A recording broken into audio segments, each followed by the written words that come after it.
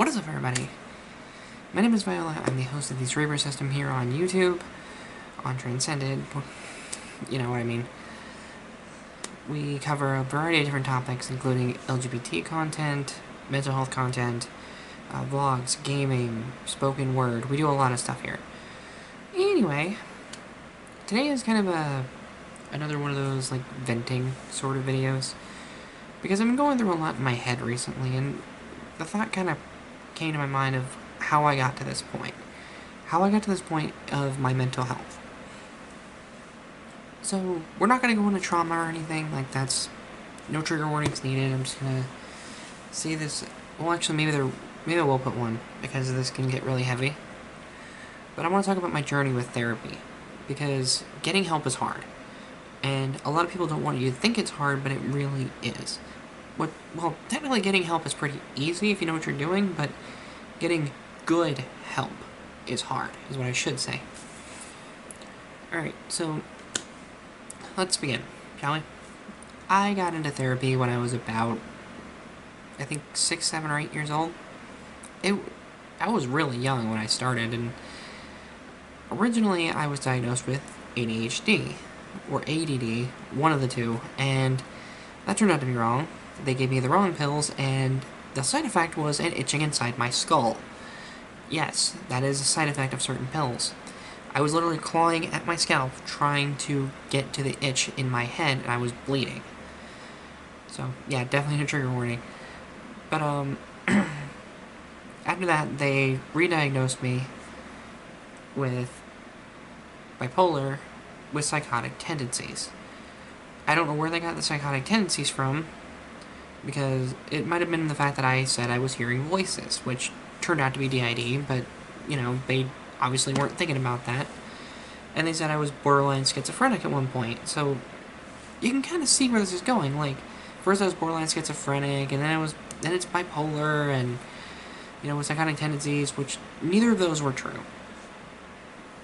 But obviously, like, them saying that I was borderline schizophrenic actually did scare me as a kid.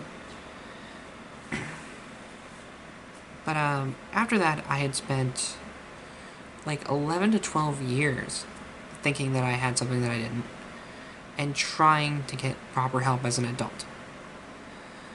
I went to a new therapist in Aurora, Colorado, and she stated that I had anxiety that manifests itself in anger and nothing more. Even though I told her I had depression and everything, and it was actually, you know, valid. You know, she said, oh, it's just your anxiety. You know, you just gotta learn to cope with it. Apparently she didn't know how to handle it. I even brought up the inner world to her, and she just kind of marked it off as a creative imagination. But, eventually I did get help, you know, in Denver. I don't remember the name of the therapist, but I did get diagnosed. I actually have her card around here. Anyway, I went to a mental health clinic, and I was re-examined. They basically, you know, they ran me through a bunch of different questions and said, yeah, you got DID. That's all there is to it. And I explained, like, what about the anxiety and depression? They said, you can have all of that with DID. And I'm like, everything fucking makes sense. The voices I was hearing, the, you know, times I don't remember anything, like, it all started to make sense to me. But the main thing I want to talk about is what not to do as a therapist. Because one of my therapists was completely fucking awful. So, I don't want to name drop, because I don't want to be that person, but this lady was the one who prescribed me my original medication, which happened to be Seroquel, which of course was made to curb bipolar stuff and help you sleep. It's basically it's like an insomnia pill, but it doesn't really fade that easily, and it was a real pain in the butt. They also put me on Lamictal, which made me extremely angry all the time. Like, I had no off switch to my anger. And, oh man, what was that other one they used for depression? Oh man, I can't remember what it was, but it's like, it was a really heavily, commercialized pill they would use for depression, and I can't remember what it was called. But, they put me on all 3 of those. None of it helped. The bipolar stuff, the Seroquel, well, it had one good thing. It gave me something called gynecomastia, which is female breast tissue. I'm not mad about that. But it would keep me asleep too long. It hurt my grades. It did a lot of bad things. And the Lamictal made me angry. The other pill they had didn't do anything. I was still depressed. It didn't help. And this lady's solution was always up the dosage.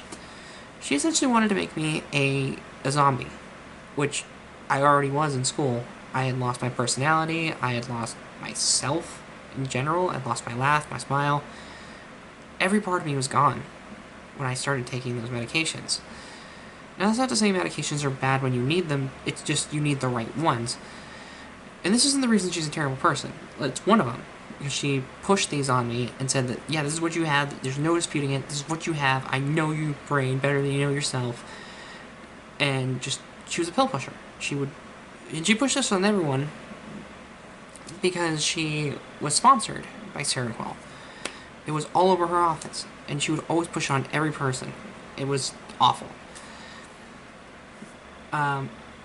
Anyway, one of the worst things that she had done was I would go in there and she would purposely try to make me angry.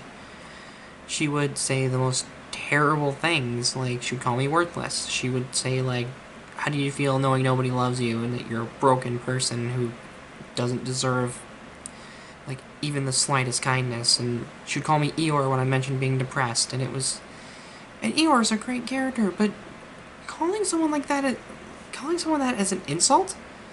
That's painful. It's like saying your problems are as imaginary as that character. And it sucked.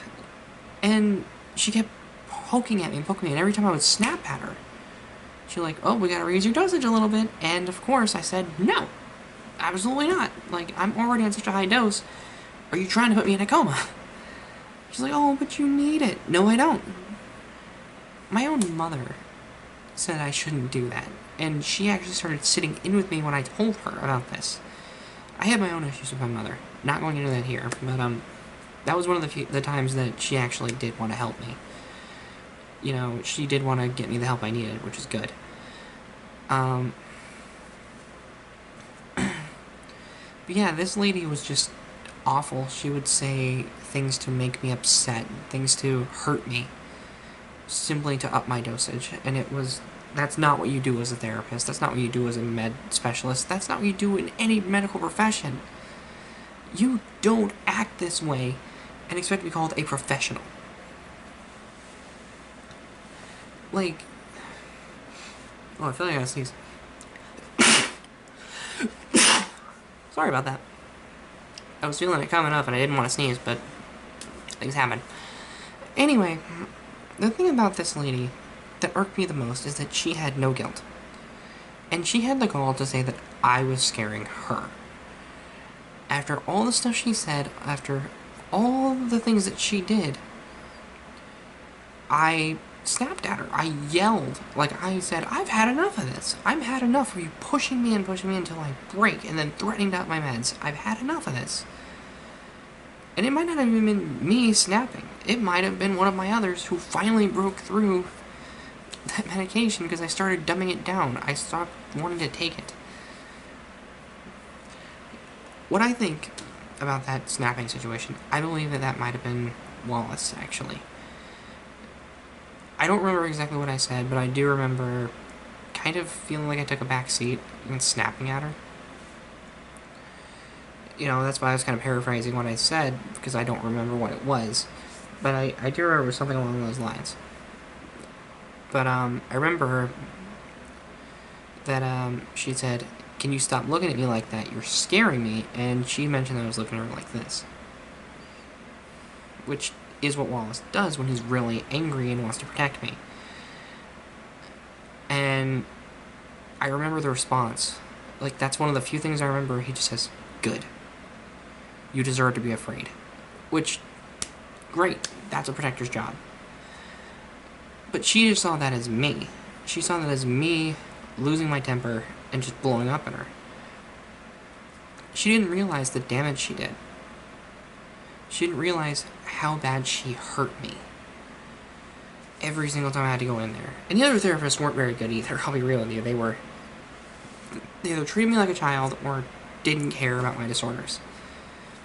Anyway, sorry I'm kind of cutting this video short. I don't really have much more to say on this, but that's kind of my history with all of this. It's a shortened version. I might do a longer version if you guys really want to hear that, but it's pretty bad. And I definitely would consider a trigger warning. But anyway, thanks so much for watching. I greatly appreciate you stopping by. Always do. If you like what I do here, like, comment, subscribe, all that good kind of stuff. It helps us out a lot, especially with this algorithm. It is a mess.